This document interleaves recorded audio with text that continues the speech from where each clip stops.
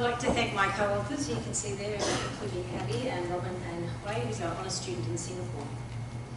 As you're aware, stroke causes a range of communication partner impairments. Sorry, not impairments of partners can be problematic too, but partners may find communication challenging, let's say that.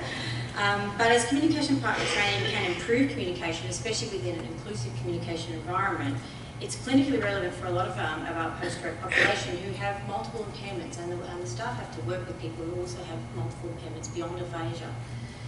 There are gaps in our knowledge in terms of what CPT implementation and practice is occurring, and a lack of theoretically driven approaches to explore the barriers and facilitators to understand that so that we can change practice. So in order to address these gaps, we designed a 99-question survey, which you unfortunately may have actually responded to, and thank you for that, using a theoretically informed behaviour change framework, the theoretical domains framework, which has been backgrounded for me nicely. We obtained a representative sample of 122 speech pathologists, and what we're really working at is what are the theoretically driven factors that influence people's barriers or facilitators to implementing. So this graph here is busy, but it shows the domains of the TDF we examined and listed on the left-hand side there. Percentage of participants who strongly disagreed or were neutral are in red to a statement, and those who agreed were in blue. At the bottom is the three most frequent barriers that were identified, and at the top, and at the bottom is the three most frequent facilitators. So we're going to look at these quickly now. You might even like to self-audit as you go and think about these as well. So the top three barriers to implementation were behavioural regulation, I'll explain it, skills and reinforcement. So only 4.7 participants reported having systems for monitoring whether CPT was provided, so do you, and workplace policies that actually facilitated that. Most participants had no guidelines or structure from management to support CPT to occur in a systematic way. Some participants suggested blocking out therapy sessions might help this goal, and regular training spots for staff, but it was very few. Only 1/4 of participants agreed they had formal training or skills to actually provide CPT, but even then, one person who had training said the opportunities like that are few and far between. Most had no formal training, including one participant who reported not knowing how to implement good teaching for CPT. Most participants disagreed that they received any recognition and reinforcement to provide CPT at their workplaces. And few addressed this in the open-ended responses, probably just letting that go. One participant sort of talked about the fact that positive feedback and support from clients and workmates about the training really facilitated them to provide further. In terms of the actual facilitators, we had role and identity, innovation and intentions, and I'll explain those now.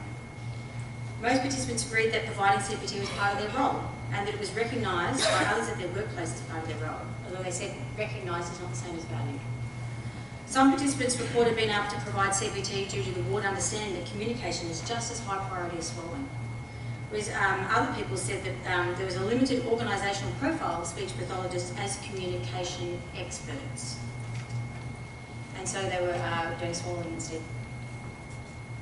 So in terms of the innovation, most participants agreed that the provision of CPT was compatible with regular clinical practice. One participant reported working in community rehab, and so that they could see clients on an ongoing basis. In contrast, one participant disagreed and highlighted that there are no, to her knowledge, limited training programs that can be implemented quickly and efficiently in the inpatient setting. Most participants had intentions to provide it, and intention is a good start into implementation. This person was motivated by her commitment to the principle. So, speech pathologists do intend to provide it. They have strong belief it's their role amongst the team. The innovation was considered compatible with practice in principle because only 10% of people were using programs, and the dosage that people were using was way less than the evidence suggested. The barriers were clinicians reported a lack of CPT policies and audit systems and their skills. Despite their own belief in their role, they lacked recognition and reinforcement from their organisation. Obviously other domains are important too, I've just highlighted them here. So in summary, organisations need to put in place behavioural regulation, reinforcements and supportive workplace culture. We need formal training and comprehensive resources that are freely accessible to speech pathologists, not necessarily in Canada and the UK only. We need research that directly explores the implementation of this in realistic healthcare settings, a It needs to expand on evidence that we already have beyond aphasia. Other people have communication impairments other than aphasia, and we need to address that. And it also needs to take into consideration the relatively short treatment hours and in current practice. What are we doing with our dose? Where's our bang for our buck in doing this? And so we hope that identifying active ingredients in communication partner training will help us to actually isolate what's the best thing to do in practice. Done.